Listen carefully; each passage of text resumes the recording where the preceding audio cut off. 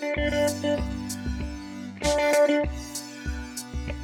last one is understanding what your children's core values are. And you might say, come on, Ro, I mean, I'm a grown-up, I'm struggling with that. How can I even sort out my own kids' values?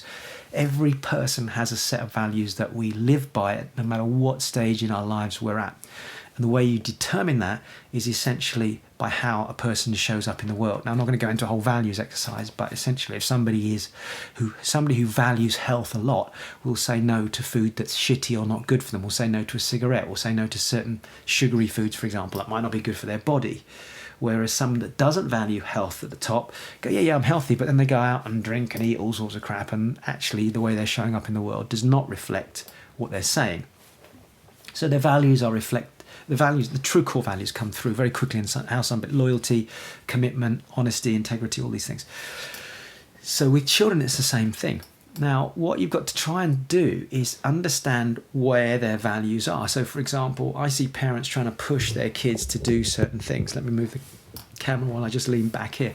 I see people push their kids to do certain things. Oh, come on, Johnny, you've got to go climb this tree. Go and do that zip wire there. Go and do all of this stuff. But if your children's core values are more security driven, in other words, they're a little bit more cautious, and at that moment in time, they have values that are more grounded, i.e. they want to be more, they want to feel safer. And actually you pushing them against those core values, yeah, I mean, it's one thing to stretch them. I think we all need to be doing that with our children. But being aware that actually at this moment in time, my child values this more than they value that. So for example, they may value privacy. You might be trying to get them into groups and come on, let's go to this play group and let's go and do this, and you know what I want you to do is I want you to go and do a piano lesson, and I want you to go to a dance lesson over here, and let's go to this social group here, and there's another gathering over there, and for 4 days a week straight after school you've got your kids going out and doing this and this and this, and you're knackering them out, and they're almost doing the same as a working day for an adult. Think about that for a minute.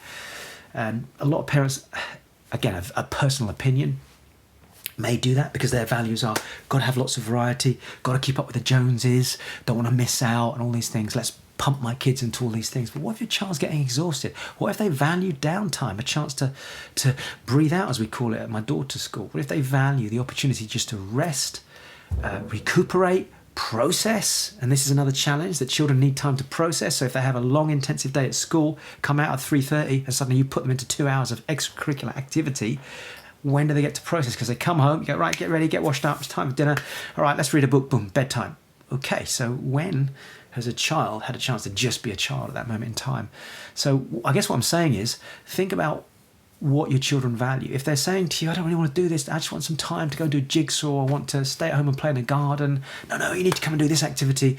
What if your child at that moment in their life needs and values a sense of peace, a chance to process unconsciously?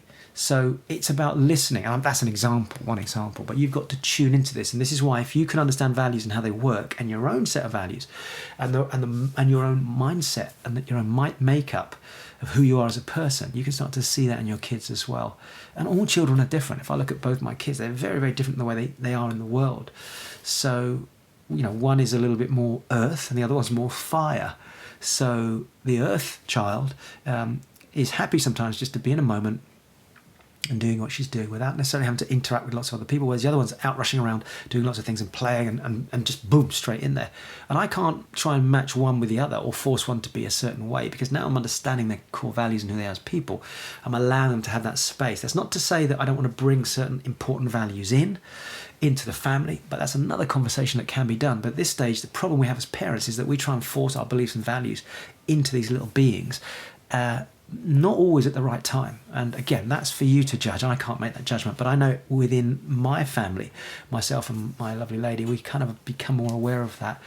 And I think that's the third thing I want to share with you. So have a look at your own situation, understand who you are, make sure that you listen and read the message and get clarity. So what do you mean by that? When you say that, what does that actually mean? Because we might be putting our interpretation on it. And the third thing is see if you can get a sense of their values and help them grow in those areas. And if you're wanting to help them understand or develop a really good quality value, help them understand why that is.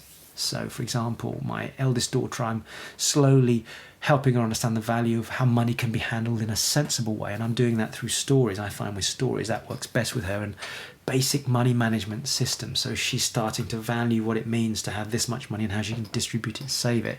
Whereas me, instead of me just going, there's the money, you should do this with it, and you should do this with it, and you need to stick some of that over there. Yeah, but why, Daddy? So it's finding a way to articulate it in a way that they can relate to it as well. Okay, it's Dr. Rose signing out on some hacks, how to be a great parent. Hopefully it was as used. I shall see you at some point, either on Growth Tribes or on one of my other videos. Take care.